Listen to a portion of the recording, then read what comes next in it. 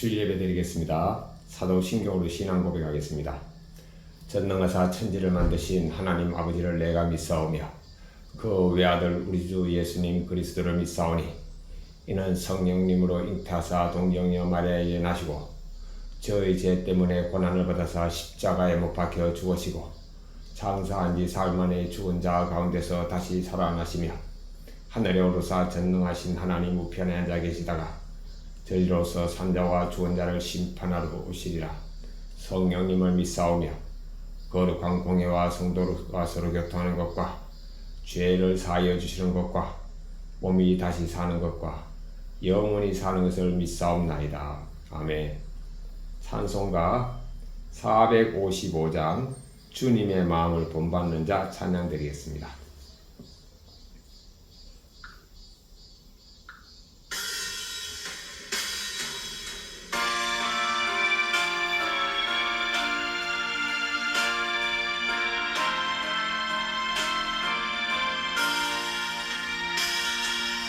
주님의 마음을 본받는 자, 그 마음에 평강이 찾아오면 험악한 세상을 내게 내게 하늘로부터 임함이로다.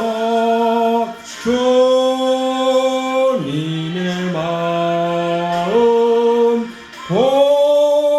본받아 살면서 거룩하신 나도 이루리. 주님 모습 내 눈에 안 보이며 음성 내 귀에 안 들려도 내 영혼 날마다 주님 만나 신령한 말씀 늘 배우도다. 주님의 마음 본받아 살면서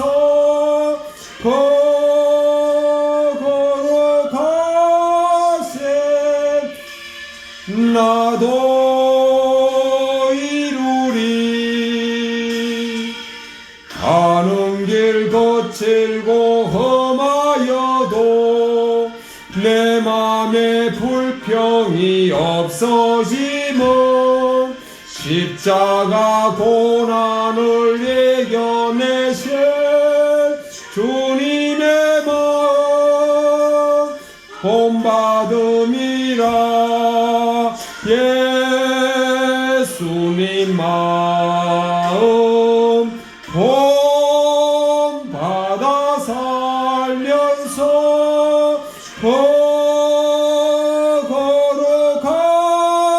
거룩하신 나도 이루리. 예수님 세상에 다시 오실 그날의 무성도 변화하여 예수님 빛나는 그 영상을 다 함께 보며 예수님 찬양하리. 예수님 마음 본받아 살면서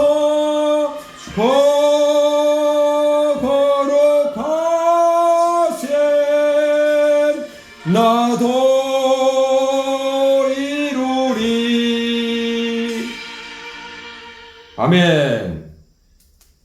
예수님의 거룩하심 저도 이루겠습니다. 하나님의 말씀 에베소서 3장 보겠습니다. 3장 1절부터 마지막 절까지가 21절까지 보겠습니다. 에베소서 3장 1절부터 21절까지 같이 읽겠습니다.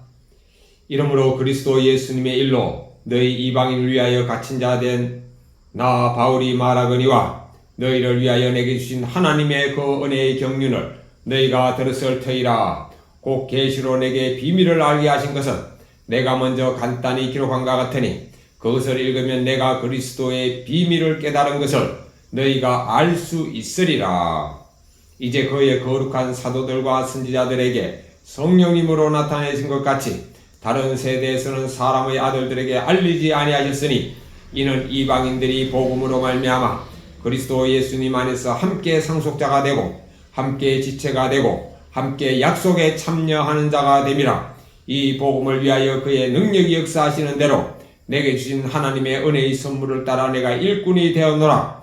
모든 성도 중에 지극히 작은 자보다 더 작은 나에게 이 은혜를 주신 것은 청량할 수 없는 그리스도의 풍성함을 이방인에게 전하게 하시고 영원부터 만물을 창조하신 하나님 속에 감추어졌던 비밀의 경륜이 어떠한 것을 드러내게 하려 하심이라.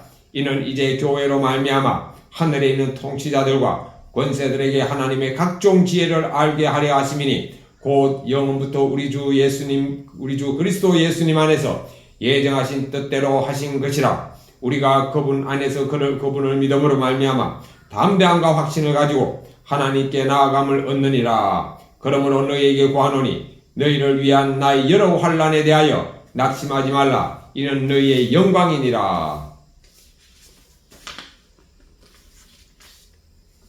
14절입니다. 이러므로 내가 하늘과 땅에 있는 각 족속에게 이름을 주신 아버지 앞에 무릎을 꿇고 비노니 그분의 영광의 풍성함을 따라 그분의 성령님으로 말미암아 너희 속사람을 능력으로 강건하게 하시오며 믿음으로 말미암아 그리스도 예수님께서 너희 마음에 계시게 하시옵고 너희가 사랑 가운데서 뿌리가 박히고 터가 굳어져서 능히 모든 성도와 함께 지식에 넘치는 그리스도의 사랑을 알고 그 너비와 길이와 높이와 깊이가 어떠함을 깨달아 하나님의 충만하신 것으로 너희에게 충만하게 하시기를 구하노라.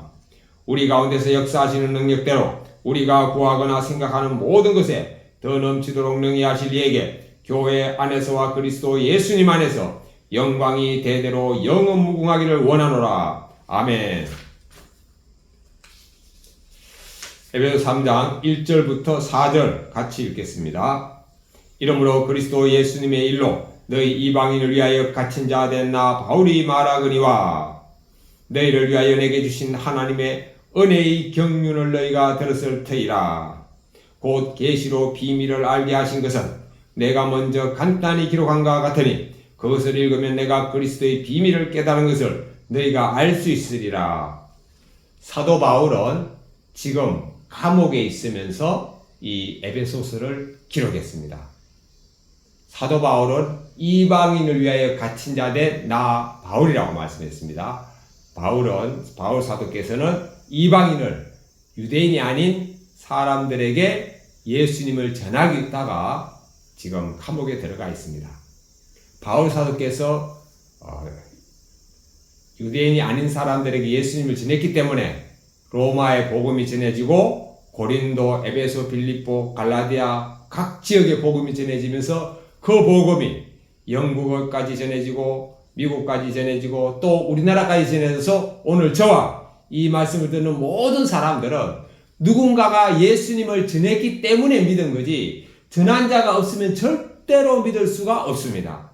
그래서 성경에는 복음을 전하는 자들이 발길이 복 있는 발이라고 그랬잖아요. 왜? 복음을 전하는 발이 복 있는 발입니다. 이 세상에서 가장 기쁜 소식이 뭘까요? 환자에게, 입원해 있는 환자에게 가장 기쁜 소식은 퇴원입니다. 감옥에서 사형수로 있는 사형수에게 가장 기쁜 소식은 석방입니다. 마찬가지로 죄인으로 우리가 태어났죠. 그리고 죽으면 영원히 지옥 갈 우리, 또 이 땅에 살아서도 진정한 기쁨을 누리지 못하고 늘 갈증에 시달리는 그 순간순간의 기쁨만 누리며 살다가 죽어서는 영원히 지옥 갈 우리들에게 예수님이 저와 이 말씀을 듣는 모든 사람의 죄를 위하여 십자가의 죽으심으로 우리가 죄인에서 해방되어 하나님의 아들이 되어서 이 세상에서도 천국의 삶을 누리고 이 땅을 떠나서 우리가 영원한 천국에 갈 수 있다는 이것이 바로 가장 큰 복음입니다. 그래서 사형수도 죄의 대가로 사형을 당하지만 사형 죽기 전에 예수님을 믿으면 정말 하늘에 대한 소망을 가지고 죽음을 두려워하지 않고 찬송을 부르며 교수대로 가는 간증을 우리가 종종 듣습니다. 지금 우리나라는 뭐 사형 폐지국이죠. 사형수라고 재판장이 판결은 하지만 지난 한 20년 전후에 가지고 한 명도 사형을 시키지 않았습니다. 그래서 사형 폐지국으로 국제적으로 인정을 받았죠. 그리고 여기 보면은 그래 바울 사도는 이방인을 위해서 복음 제사장가 갇힌 것이죠. 그리고 은혜의 경륜을 너희가 들었을 때다. 경륜은 참 이게 경륜하면 어렵잖아요. 영어에는 administration 그리고 이거 제가 한번 확인해 보겠습니다. administration으로 들었는데 또 말씀을 공적으로 전하는 거기 때문에 한번 확인을 해야 되겠네요.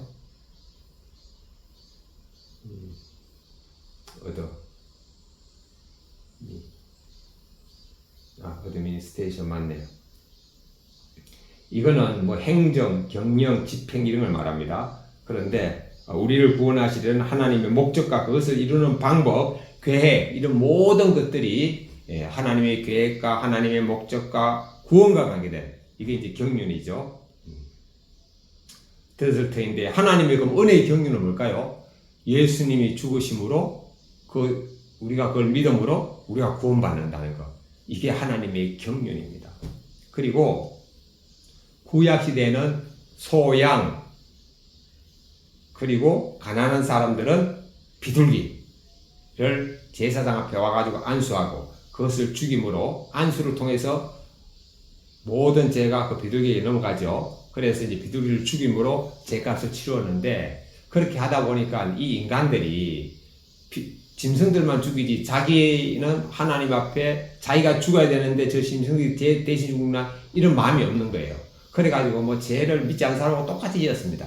그래서 하나님께서 할 수 없이 독생자 예수님을 이 땅에 보내가지고 우리를 위해서 죽으셨죠. 그러니까 우리는요 예수님이 나의 죄 때문에 죽어서 내 죄가 다 용서받는다. 요거까지 믿으면은 구약에 나의 죄를 위해서 죽은 소나 양이나 비둘기 수준밖에 안 됩니다. 예수님이. 우리는 거기에서 이 단계가 뭐냐면은 예수님이 십자가에 죽을 때 나도 함께 못 박혀 죽었다. 요거까지 가야 돼요. 우리가 이거까지 가지 않으면은요 절대 내가 죄에서 벗어날 길이 없습니다. 그래서 바울 사도께서 갈라디아 2장 20절에 내가 그리스도와 함께 십자가에 못 박혔다 그랬어요. 함께. 그런데 이제는 내가 사는 것이 아니라 오직 내 안에 그리스도 예수님이 사는 것이다. 왜? 난 십자가에 못 박혔기 때문에 나는 이제 새로운 사람이 됐고 내 안에 예수님이 사시고 이제 내가 육체 가운데 사는 것은 나를 사랑하사 나를 위하여 자기 몸을 버리신 하나님의 아들 예수를 믿는 믿음 안에서 한다. 그러니까 반드시 예수님과 함께 십자가에 못 박혔다. 이것까지 가야 됩니다. 그래서 우리가 일상의 삶을 살면서 항상 내가 십자가에 못 박혔다는 걸 의식해야 돼요. 나는 이미 죽었다. 죽게 하여 주시옵소서 이게 아닙니다. 이미 죽었습니다. 나는 죽었다. 그래서 그거를 내가 의식하기만 하면은 하나님께서 내가 죽은 것으로 인정해 주는 게 이게 하나님의 경륜입니다. 그래서 내가 죽은 걸로 의식하면은 죽은 나는 뭐가 되죠? 구체적으로 나는 흙이 되는 겁니다. 하나님께서 최초의 사람 아담을 만들었어요. 이름을 뭐라고 지었습니까? 아담이라고 지었습니다. 이걸 우리말로 번역하면 흙입니다. 그래서 하나님은 에덴 동산에는 아담을 부를 때마다 아담아 아담아 이래 부를 때마다 우리말로 하면은 헐가 헐가 이래 불렀습니다. 그러니까 우리는요 내 자신이 늘 헐기라는 걸 의식해야 돼요. 의식해야 돼. 안 그러면은 순식간에 하나님 같이 돼가지고 교만이 그냥 나옵니다. 그냥 통제가 안 돼요. 내가 헐기라는 걸 부리면. 근데 문제는 뭐냐면은 내가 헐기 되는 게 쉽습니까? 이걸 이해하고 알아도요 쉽지 않습니다. 근데 너무나 참 신기한 거는 한자는요 한자를 지은 게 지금부터 한 3000년 전후에 지었는데 그 한자를 지은 사람들도 그 중에 하나님을 믿은 사람이 있어가지고 한자에 하나님의 뜻이 들어가는 게 너무 많습니다. 그 중에 하나가 여러분 흑토자입니다.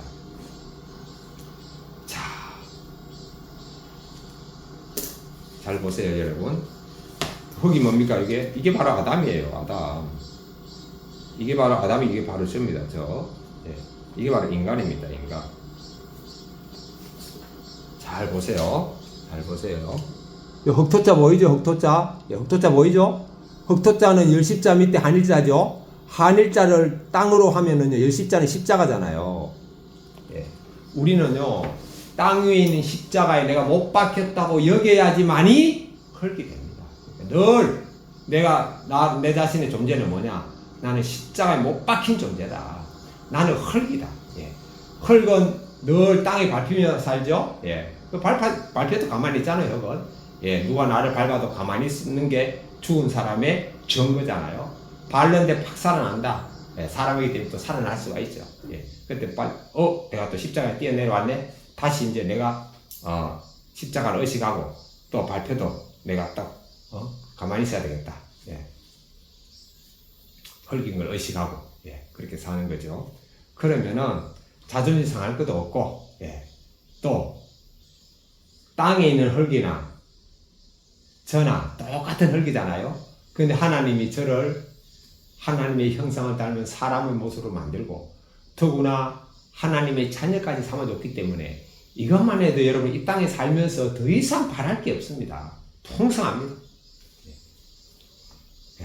은혜의 경륜, 하나님의 은혜의 경륜, 죽을 우리를 예수님의 십자가의 죽으심으로 다시 우리에게 하나님의 자녀로 삼아주시고 영원한 생명을 주신 게 이게 바로 하나님의 은혜의 경륜입니다. 곧 계시로 내게 비밀을 알게 하신 것은, 예, 우리는요 하나님이 믿어지는 것 자체가 성령님이 나에게 오셔서 계시해 줬기 때문에 이게 믿어지는 겁니다. 예수님 나의 죄 때문에 죽었다? 여러분, 성령님이 나에게 오지 않으면은요, 이거 절대 믿어지지 않아요. 믿을 수는 있어요. 어릴 때부터 교회 다니고 말씀 읽고 막 암송하고 하다 보면은요, 믿을 수는 있는데, 내가 능동적으로 믿는가 하고, 내가 수동적으로 믿어지는가 하고 하늘과 땅입니다. 성령님이 오시면은요, 능동적으로 믿는 믿음이 수동적으로 믿어집니다. 이건 바로 계시가 나에게 임했다는 증거고 성령님이 나에게 오셨다는 증거입니다. 그리고 계시로 내게 비밀을 알게 하신 것과, 그러니까 하나님께서는 바울 사도한테만 계시로 알게 한 게 아니에요. 바울 사도도 이거 어떻게 알았어요? 예, 바울 사도에게 성령님이 임했어가지고 이거 알은 거예요. 그전에 바울 사도 이거 몰랐습니다. 우리도 마찬가지입니다. 성령님이 임하셨죠. 그래서 바울 사도에게 임한 성령님하고 성경을 기록한 성령님하고 우리 안에 임한 성령님하고 동일한 성령님입니다. 그래서 우리는 성령님이 내게 임하면은요, 그 어떤 사람한테도 주눅들지 않습니다. 위축되지 않습니다. 아무리 뭐 영적으로 탁월한 사람 앞에 가도요, 전혀 주눅들지 않습니다. 왜? 그분 안에 계신 성령님과 제 안에 있는 성령님이 동일하신 분이기 때문에 믿음 안에서 형제일 뿐입니다. 네. 단지 우리는 또 예의라는 게 있잖아요. 그래서 그리스도 안에서 형제이기 때문에 저보다 연세가 많은 분은 형님 하고 우리가 또 존중해 주는 그것이 또 그리스도 안에 있는 그게 또 예입니다. 네. 그리스도 안에 형제라고 해가지고 나이가 많아도 형제니 이거 아닙니다, 여러분. 예. 나이가 많아도 형제님이 아니고 나이가 많으면 형님이에요. 형제가 뭡니까? 형과 동생 아닙니까? 나이가 많으면 형님, 나이가 적으면 이제 동생 하면 기분 나쁘니까 형제님 하는 거죠. 자, 그것을 읽으면 내가 그래서 바울 사도도 비밀을 깨달았고 우리도 비밀을 깨달은 사람들입니다. 이거 믿지 않는다면은 예수님이 십자가에 죽으심이 나의 죄 때문에 믿어지지 않으면은요, 이분은 성령 받은 분이 아닙니다. 아무리 교회 오래 다녔어도, 아무리 교회 직분이 목사님, 장로님, 집사님, 권사님 다 소용없습니다. 중요한 건 뭐죠? 성령님을 받기를 기도해야 됩니다. 어떻게 하죠? 예. 예수님 그랬잖아요. 누가복음 11장에 구하라, 찾으라, 두드리라. 구하는 자에게 성령님을 주시지 않겠느냐. 구해야 됩니다. 하나님, 저에게 성령님 임하게 하여 주시옵소서. 예수님이 저의 죄 때문에 죽었음이 믿어지게 하여 주옵소서. 여러분, 성령님 임하면은요, 예수님이 저희 죄 때문에 죽었음이 믿어지고 성경이 싹 다 믿어집니다. 왜? 성경이 기록한 성령님과 제 안에 들어오신 성령님이 동일한 분이기 때문에. 여러분 사람도 그렇잖아요. 내가 한 거는 알잖아요. 예, 마찬가지입니다. 성경이 싹 다 믿어집니다. 5절부터 7절까지 같이 읽겠습니다. 이제 그분의 거룩한 사도들과 선지자들에게 성령님으로 나타내신 것과 같이 다른 세대에서는 사람의 아들들에게 알리지 아니하셨으니 이는 이방인들이 복음으로 말미암아 그리스도 예수님 안에서 함께 상속자가 되고 함께 지체가 되고 함께 약속에 참여하는 자가 됨이라. 이 복음을 위하여 그분의 능력이 역사하시는 대로 내게 주신 하나님의 은혜의 선물을 따라 내가 일꾼이 되었노라. 자, 사도들과 선지자들에게 성령님이 나타났듯이 오늘날은 모든 그리스도인들에게 성령님이 임하십니다. 그래서 베드로가 그랬죠. 너희는 택한 족속이요 왕같은 제사장이요 거룩한 나라요 하나님의 소유된 백성이라고 했잖아요. 예? 그리스도인은 예수교인 예수님 믿는 사람들은 직분이면 목사님이든 집사님이든 평신도든 상관없이 모두가 다 제사장입니다. 단지 교회에서는 그 맡은 직책이기 때문에 직책에 따라서 우리가 역할을 수행하는 거죠. 그러나 가정에 가면은 다 제사장이고 또 가정에도 이제 아버지가 제사장이고, 예. 그리고 또 가정을 떠나서 직장 가면은 그 직장에 예수 믿는 없는 사람은 예수님 믿는 사람이 제사장이에요. 내가 아무리 신입사원을 하고 사장님이 예수님 안 믿으면은요, 그 회사의 제사장은 누구죠? 신입사원 내가 제사장입니다. 그 과장님이 예수님 안 믿는다. 그럼 과의 영적인 제사장은 누구죠? 신입사원인 예수님 믿는 사람 영적인 제사장입니다. 그리고 우리는 예수님 안에서 상속자가 되었습니다. 여러분 가장 큰 상속이 뭘까요? 예수님이 내 안에 오신 것입니다. 예? 예수님은 모든 것을 가진 분이기 때문에 모든 것을 가진 분이 내 안에 계신다. 그럼 끝난 거 아닙니까? 우리는 예수님이 가진 걸 다 누릴 수가 있습니다. 예, 그래서 저도 93년 10월 달에 예수님이 저희 죄 때문에 죽으심이 믿어지고 난 다음에 세상의 부름이 싹 없어졌습니다. 모든 열등감이 싹 사라졌습니다. 아내와 엄청나게 싸웠어요. 다 끝났습니다. 아내가 어떤 것을 하더라도 그냥 사랑스러워졌어요. 근데 이 연애도 뭡니까? 3개월, 6개월, 1년 가니까 점점 희미해가지고 나중에 바닥이 드러나는 거죠. 다시 옛날로 돌아가는 거죠. 그러나 변치 않은 건 뭐죠? 내 마음에 성령님이 오셨다는 것하고 성경이 싹 다 믿어진다는 것하고, 예, 하나님의 자녀가 됐다는 거. 근데 문제는 뭐냐면은 옛날처럼 또 이렇게 마음속에 뭐 여러 가지 죄를 짓는 거예요. 마음속에만 짓겠습니까? 삶 속에서 짓는 거죠. 예. 그러면서 막 고민하고 하던 차에, 예, 제가 만나는 첫 번째 성령님을 통해서 한번 은혜를 받았는데 시간이 지나면서 희박해졌다. 은혜가 떨어졌다. 그래서 이 땅의 대부분의 기독교인들은 늘 기도하는 게 뭐죠? 구원받을 때 그 첫사랑의 간격을 기억하고 그 첫사랑의 은혜를 달라고 막 기도하잖아요. 여러분, 첫사랑이 이미 갔기 때문에 더 이상 오지 않습니다. 하나님께서 우리에게 어떤 은혜를 주셨죠? 제 개인적으로는 그 다음에는 큐티하는 은혜를 주셨어요. 와, 신대원 3년 다 졸업할 때까지 큐티가 습관이 안 되더라고요.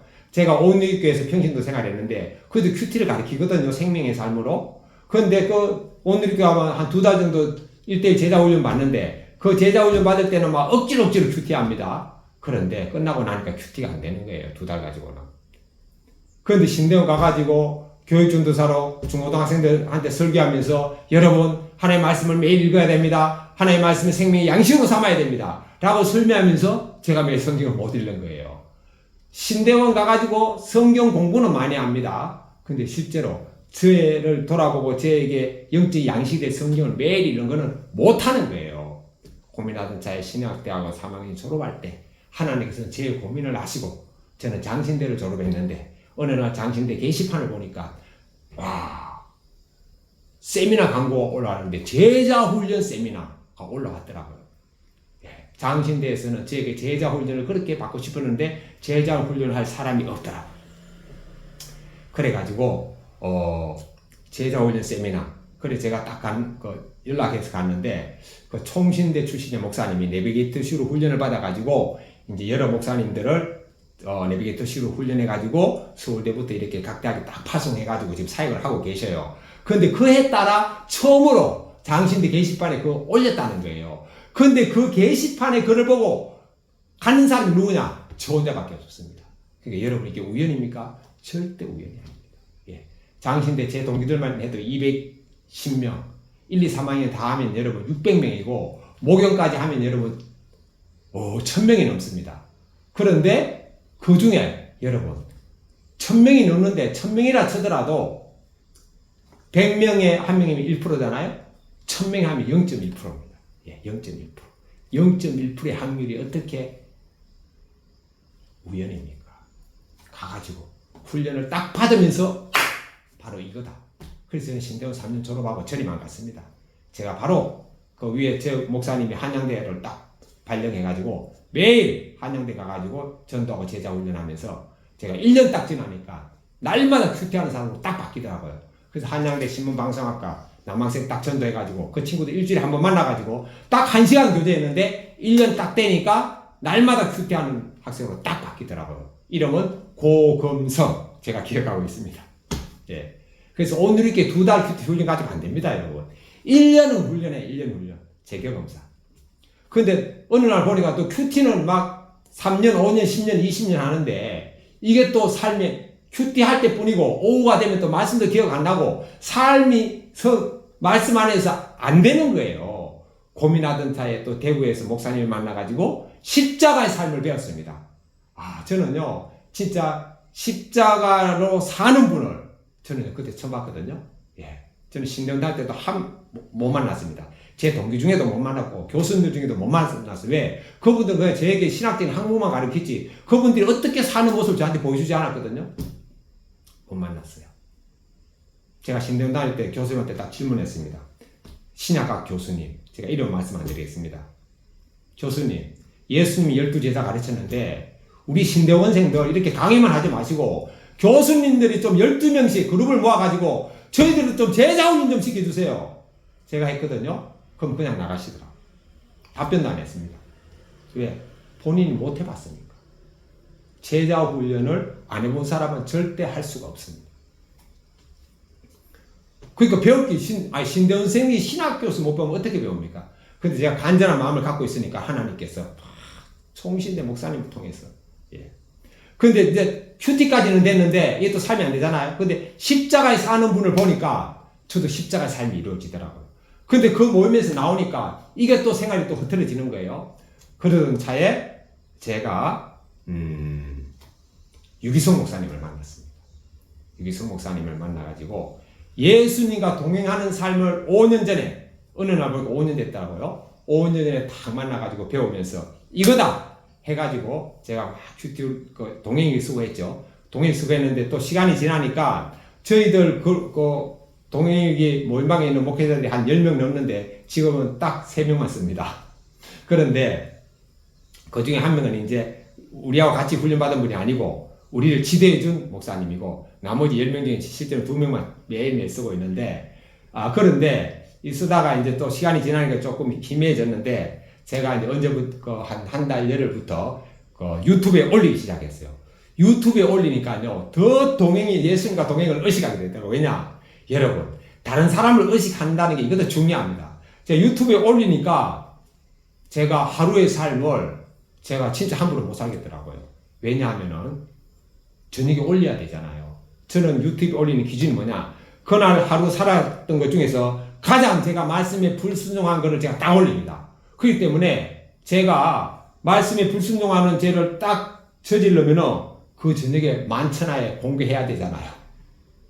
그래서 그러니까 이게 더욱더 예수님을 의식하게 되고 더불어 제가 예수님과 동행하는 게 점점 더 전에보다 농도가 짙어가더라고요. 그래서 저는 느낀 게 뭐냐면 그렇구나. 첫 번째, 예수님과 동행하는 삶을 살려면은 말씀이 삶 속에 이루어지려면 첫 번째, 내가 십자가에 못 박혔다는 것을 의식해야 돼요. 두 번째, 내가 예수님과 동행하고 예수님이 내 안에 계시고 내 옆에 계시다는 걸 의식하는 거. 여기에다가 하나가 더 추가가 돼야 되는데 제 간정상 추가가 되는 그게 뭐냐면은 세상적인 문화를 가능하면 차단해야 됩니다. 여러분 우리의 많은 죄들이 뭐를 통해서 옵니까? TV, 유튜브, 신문을 통해서 옵니다. 왜냐? 여러분 사람은 각자가 다 자기가 좋아하는 정당이 있거든요. 신문기사 딱 보다 보면 여러분 상대방 정당의 여러 가지 불미스러운 일을 보면 막 비판하는 일이 생기잖아요. 그리고 TV 막 광고나 그 드라마가 전부 다 세상적인 가치가 아닙니까? 그러니까 TV 보는 시간은요 이미 나는 지금 세상 속에 빠져들어갔다고 생각이 딱 맞습니다. 유튜브 하나님과 관계되는 유튜브 아닌 모든 유튜브들은 모든 건 아니네요. 우리가 또 삶 속에 좋은 유튜브도 너무 많습니다. 그러니까 우리가 칼은 무조건 나쁜 게 아니라 사람을 죽이면 나쁘지만 칼로 음식을 만들면 여러분 이게 또 수술하면 살리는 거 아닙니까? 유튜브도 여러분 살리는 유튜브가 있고 죽이는 유튜브가 있어요. 예? 세상적인 가치관의 드라마, 그 다음에 스포츠에 지나친 시청, 이런 것들, 정치 뉴스, 이런 것들은요 완전히 나를 제 속에 그냥 풍덩 집어넣는 유튜브입니다. 그런 걸 최대한 절제하고 차단해야 돼요. 그리고 간증 듣고 말씀 듣고 또 그 동행에게 방에 가서 그분들의 말씀을 읽고 댓글 달고 이래 하니까요. 보세요. 저는 예수님과 십자가에 죽었다. 예수님 지금 저와 함께 계신다. 세상 문화를 최대한 차단해 버리니까 너무 신기하게 지난주는 거의 뭐 제된 생각 자체가 거의 안 하더라니까요. 그전에는 막 유튜브 보고 막 제된 생각이 올라오면은 이미 그거는 제한테 지배를 당하는 겁니다. 우리 마음속에 예수님 그랬죠. 속에서 곧 사람의 마음에서 나오는 것은 악한 생각, 음란, 살인, 도둑질, 간음, 탐욕, 악독, 속임, 해방, 시기하는 눈, 교만, 광패 뭐 이런 마음이 내 안에 생각났다면 이미 그거는요 제가 나를 딱 사로잡은 겁니다. 그때 바로 즉시 행동하기 전에 마음에서 그런 생각이 남고 올라오면 즉시 나사렛 예수님의 이름으로 명령하노니 내 안에 있는 이 악한 생각들아 떠나갈지어다. 너희를 위하여 예비한 영원한 불목과 영광 속으로 들어갈지어다 하고 딱 선언하면은요 딱 사라집니다. 왜 그 전에는요 이거 선포해도 안 사라졌거든요. 지금은 사라져요. 생각이 한 번에서 안 되면 두세 번 하면 딱 생각이 끝나더라고. 왜? 제가 예수님하고 동행을 의식하잖아요. 예수님이 계시잖아요. 성령님이 계시잖아요. 성령님을 의식하니까 요 마귀도 내가 성령님을 의식하는 걸 갖다가 너무너무 잘 알죠. 저 인간이 성령님의 이름으로 예수님의 선포하네? 도망가자. 딱 나갑니다. 도망가면 쥐가 죽는 거죠. 그래서 우리는 이렇게 은혜의 선물을 받았고 예수님의 십자가의 은혜를 생각하면은 우리는 누구한테 교육을 안 받아도 저절로 막 복음을 전하고 싶습니다. 생각해 보세요. 내가 길을 가다가 내가 떨어져가지고 죽을 뻔했어요. 그럼 그 길을 돌아서죠? 돌아서는데 그 길로 막 오고 있는 사람이 있습니다. 그럼 그 사람한테 그냥 가겠습니까? 여러분 이 길로 가면 안 됩니다. 저기는 낭떠러집니다. 죽음입니다. 저도 죽다가 겨우 살아났습니다. 이거 전하겠습니까? 안 전하겠습니까? 당연히 전하는 거죠. 복음의 일꾼이 그냥 되는 겁니다. 그래서 바울 사도도 뭐라고 했죠? 바울 사도도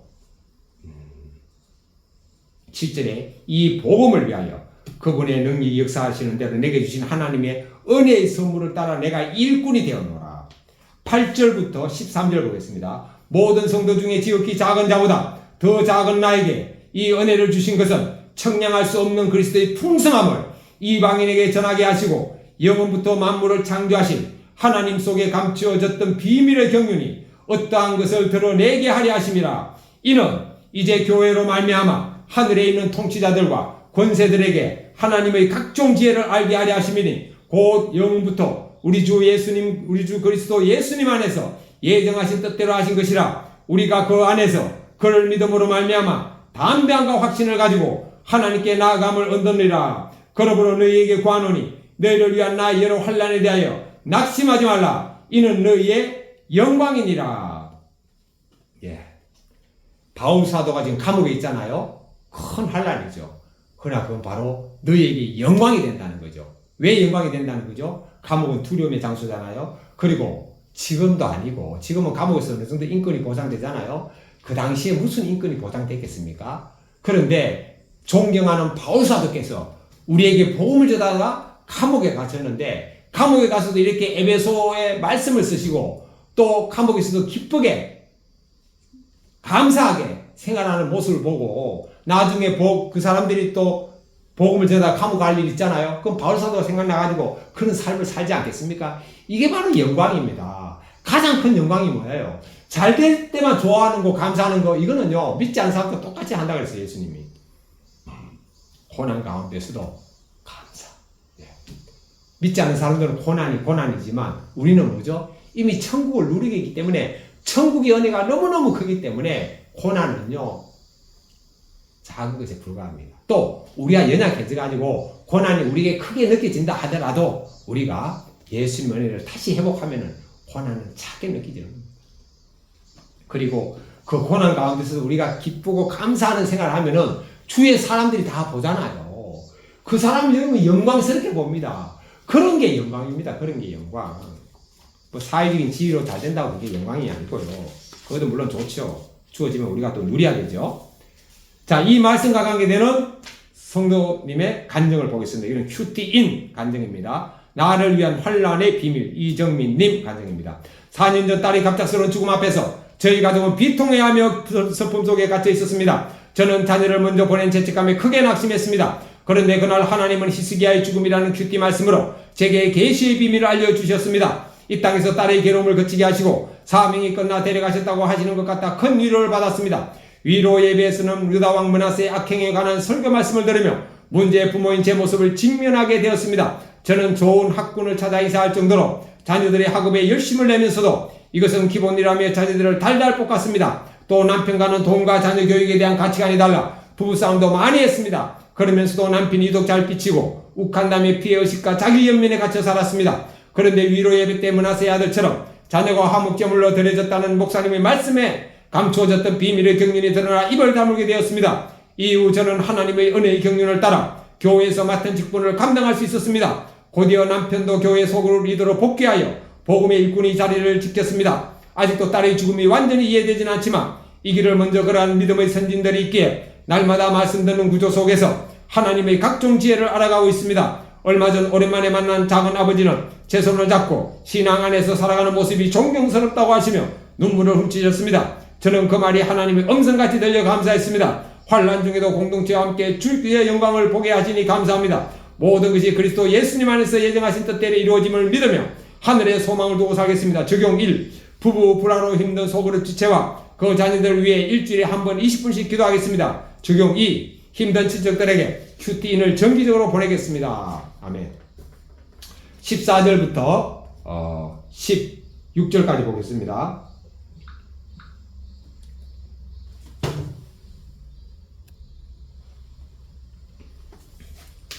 14절부터 16절까지입니다. 이러므로 내가 하늘과 땅에 있는 각 족속에게 이름을 주는 아버지 앞에 무릎을 꿇고 비노니 그분의 영광의 풍성함을 따라 그분의 성령님으로 말미암아 너희 속사람을 능력으로 강건하게 하시오며.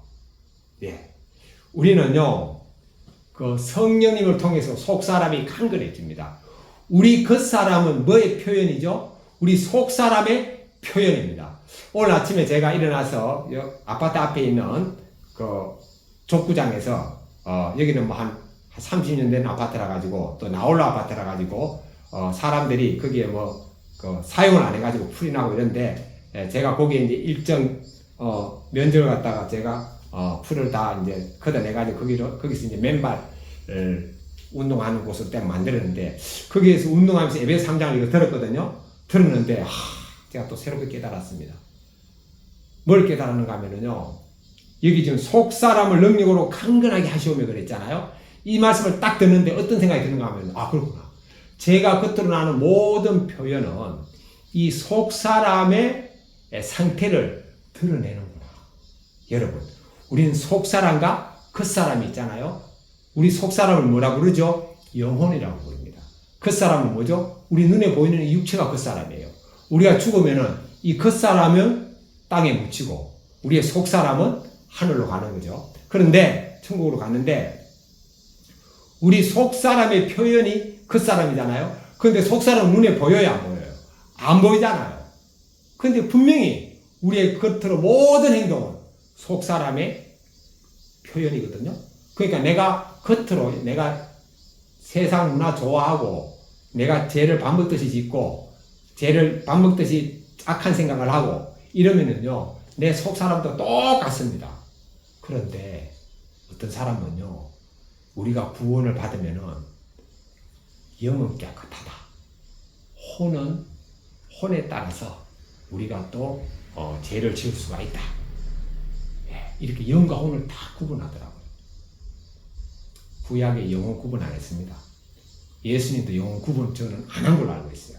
제가 오늘 예배 끝나고 나면은 예수님이 하신 말씀 중에 영과 혼을 구분해 가 한번 찾아보려고 그래요. 근데 영과 혼을 구분하는 게 어디에 나오는가 하면 바울사도께서 영과 혼과 및 관절과 골수를 찔러 쪼개기까지 하며 사람의 마음과 생각과 뜻을 감찰하느니 이게 성경 말씀에 나오거든요. 예. 그런데 여러분 성경 말씀에 한두 구절 나온다고 그게 전부가 아니잖아요. 자, 그래서 속사람, 겉사람. 그래서 성경에 보면은 바울사도 그랬어요.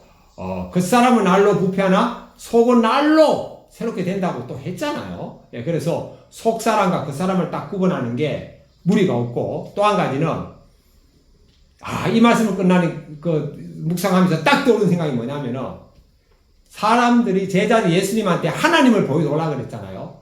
그 예수님이 뭐라 했죠?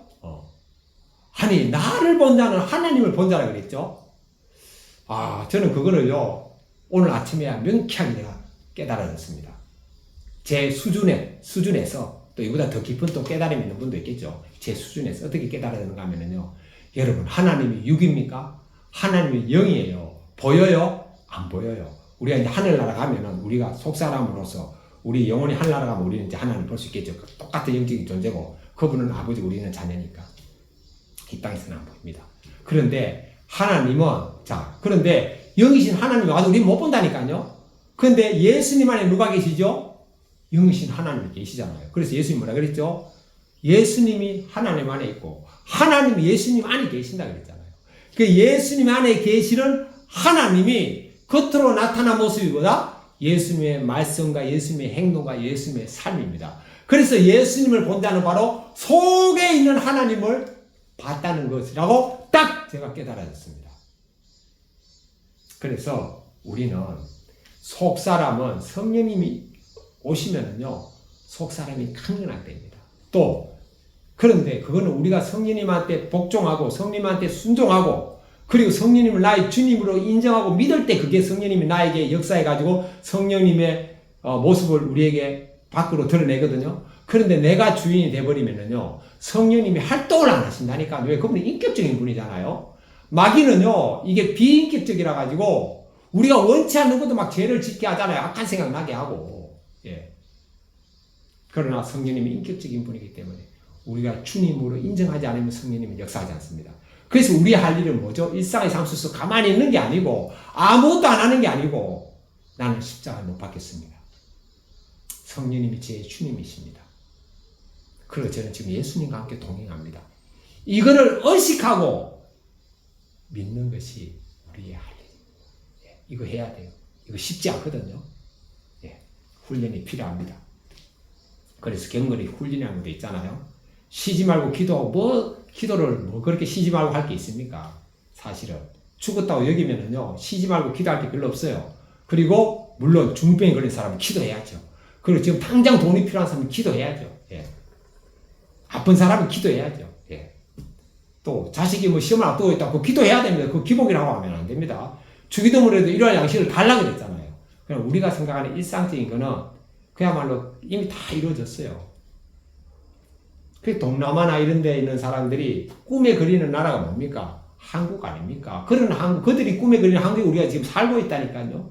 옛날에는요, 가난한 나라도 못 구한다 그랬어요. 지금 가난한 나라는 가난도 못 구한다 그랬는데 지금 나라가 가난을 구합니다.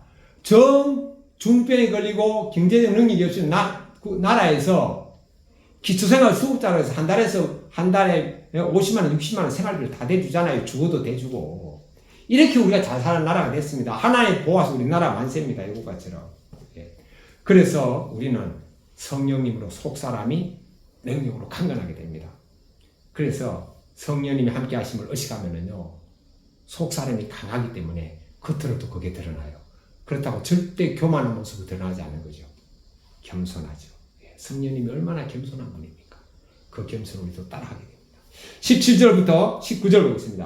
믿음으로 말미암아 그리스도 예수님께서 너희 마음에 계시게 하시었고 너희가 사랑 가운데에서 뿌리가 박히고 터가 굳어져서 너희 모든 성도와 함께 지식에 넘치는 그리스도의 사랑을 알고 그 너비와 길이와 높이와 깊이가 어떠함을 깨달아 하나님의 모든 충만하신 것으로 너희에게 충만하게 하시기를 구하노라.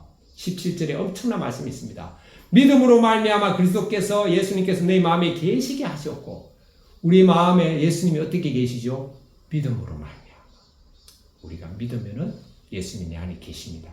그러니까 여러분 우리가 주님의 임재를 구할 필요가 없어요. 왜? 주님의 임재를 구해야 내가 믿으면 안 돼요. 믿으면은. 예? 주님 제게 임재하여 주옵소서. 여러분 제 아내가 옆에 있는데 주님 제 아내가 옆에 있게 하여 주옵소서. 이러면 여러분 이거 어떻게 되는 겁니까? 예. 영접하는 자, 곧 그 이름을 믿는 자들에게는 하나님의 자녀가 되는 권세를 주신다고 했잖아요. 이거를 믿으면은 예수님을 믿기로 영접합니다. 그럼 하나님 자녀가 되는 거예요. 그 말씀을 믿고 살면은 여러분 그대로 이루어진다니까요. 예. 그리고 성령님으로 아니하고는 예수님을 주라고 고백할 수 없다 그랬잖아요. 그래서 예수님 나의 주님으로 부르고 믿고 노래하는 사람들은요, 그 안에 성령님이 계신다니까요. 그런데 삶 속에서 그게 안 느껴집니까? 안 나타납니까? 그거는요, 자기가 주인이기 때문에 그래요. 지금부터라도 내가 십자가 못 박혀 죽었다. 주님이 제 주인입니다. 라고 기도하고 나가면은요, 성령님께서 주인 되어 주시고 그의 삶 속에 나타납니다. 20절 보겠습니다. 그리고 너희 사랑 가운데 뿌리가 박히고 터가 굳어져서 너희 모든 성도와 함께, 그러니까 우리 마음속에 예수님이 함께 하심을 의식하면 의식할수록 하루에 얼마나 많이 자주 의식하냐에 따라서 우리의 믿음은 깊이 뿌리 박히고 우리의 터는 견고하게 굳어지는 거죠. 그럼 그 믿음이 넓이, 길이, 높이, 깊이, 높이, 깊이, 넓이, 이 모든 것들을 우리가 사실 여기는 깨닫는다 그랬는데 깨달을 수 없을 정도 사실은 엄청난 거죠. 그러나 우리가 사는 데만큼은 얼마든지 깨달을 수 있습니다. 성경은 우리가 깨닫지 못해서 순종 못하는 게 아니고 이미 넘치는데도 우리의 불순종 때문에 이게 안 되는 거죠. 불순종의 주범이 뭡니까? 내가 주인 된 거. 내가 주인 된 걸 십자가에 꽉 못을 박아버려야 됩니다. 이미 못 박혔는데 목을 바싹 박아버린 게 아니고 이미 나서 못을 박혔어요. 그것을 내가 믿고 보는 겁니다. 우리는 머리로 상상할 수 있잖아요. 지금 머리로서 뭘 상상할 수 있습니까? 우리 교회 앞에 덕계예요. 7분만 걸어가면 덕계 여기는 거 제가 딱 상상하잖아요. 머리로. 똑같은 상상으로 나는 십자가에 못 박혔다를 상상할 수 있잖아요. 그렇게 사는 겁니다. 20절, 21절. 우리 가운데서 역사하시는 능력대로 우리가 구하거나 생각하는 모든 것에 더 넘치도록 능히 하실 이에게 교회 안에서와 그리스도 예수님 안에서 영광이 대대의 영무하기를 원하노라. 아멘. 하나님께서는요, 예수님께서 우리에게 우리 원하는 것보다 넘치도록 주십니다. 넘치도록 주십니다. 저에게도 넘치도록 주셨어요. 저는 지금 넘칩니다. 자, 이 말씀에 근거한 묵상 간증, 김광진님의 간증을 보겠습니다. 술에서 구원해 주셔서, 직장인들 다 술 때문에 고민이죠.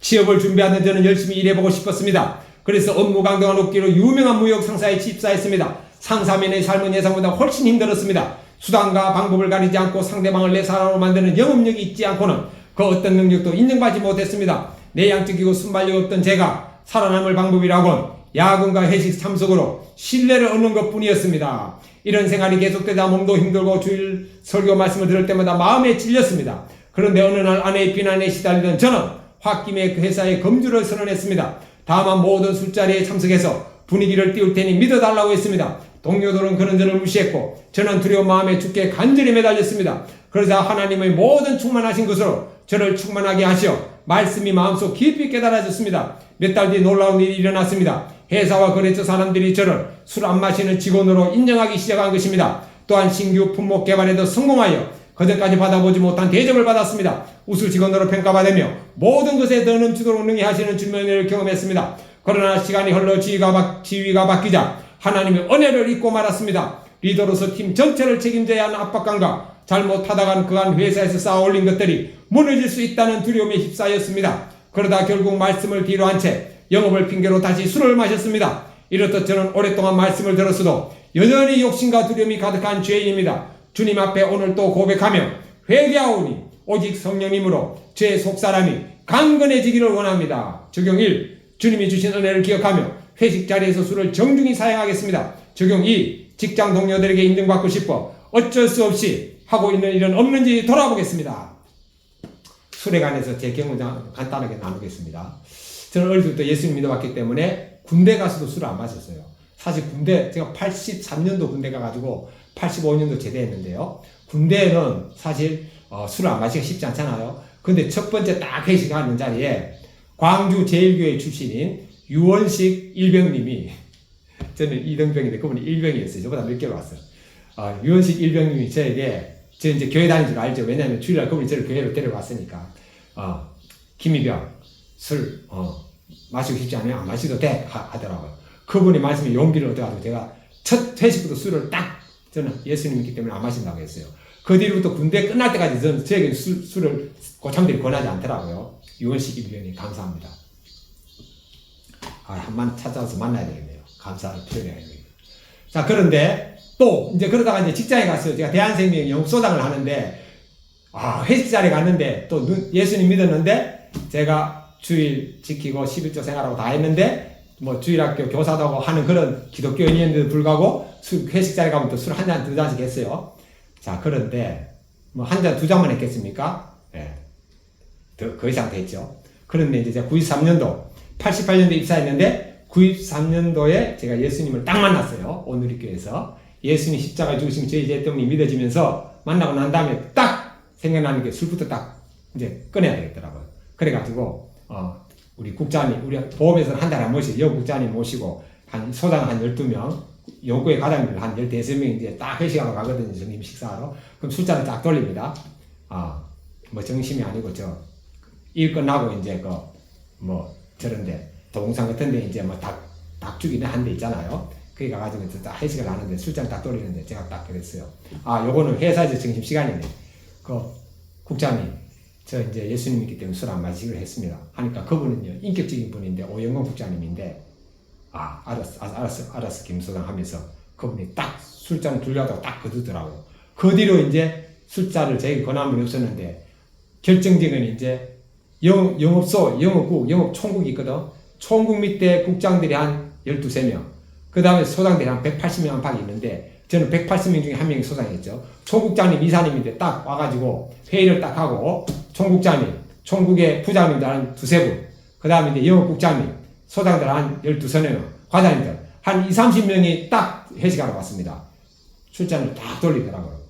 제자리에 딱 왔어요. 총국장님, 저는 예수님이기 때문에 술 안 마십니다 하니까, 김소장, 그래도 한 잔 받아 딱 하더라고. 두 번째. 저 안 마십니다. 한 잔 받아. 세 번째 왔습니다. 안 마십니다. 마음속에 두려움이 하나도 없더라고요. 그분 10번거든요. 저는 10번 안 마셔요.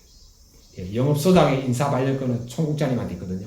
그분이 저를 서울에서 얼마든지 지방으로 발령낼 수 있어요. 그런데 옆에 여사소장님, 총국장님 딱 가더니 총국장님 저도 한 잔 주세요 하니까 술잔이 글로 돌아갔습니다. 그래서 회식이 끝났습니다. 예. 그러니까요, 직장인들이 고민이 술인데, 예수 믿는 직장인들이 그냥 딱 선언 한번 하면 돼요. 그리고 만약에 술 안 마시는 거 가지고 나에게 불이익이 있다면 그거 감당하면 되잖아요. 예. 자, 기도하겠습니다.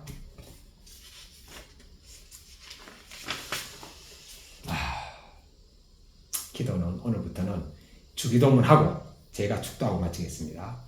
하늘에 계신 우리 아버지여, 이름이 거룩히 여김을 받으시오며 나라에 임하옵시며 뜻이 하늘에서 이루어진 것 같이 땅에서도 이루어지이다. 오늘 우리에게 일용할 양식을 주옵시고 우리가 우리에게 죄 지은 자를 사해 준 것 같이 우리의 죄를 사해 주옵시고 우리를 시험에 들게 하지 마옵시며 다만 악에서 구하옵소서. 나라와 권세와 영광이 아버지께 영원히 쌓옵나이다. 아멘. 이제는 우리 주 예수님 그리스도의 은혜와 하나님 아버지의 크신 사랑하심과 성령님의 교통하심이 저와 이 말씀 듣는 모든 사람들 위해 함께 있을지어다. 아멘.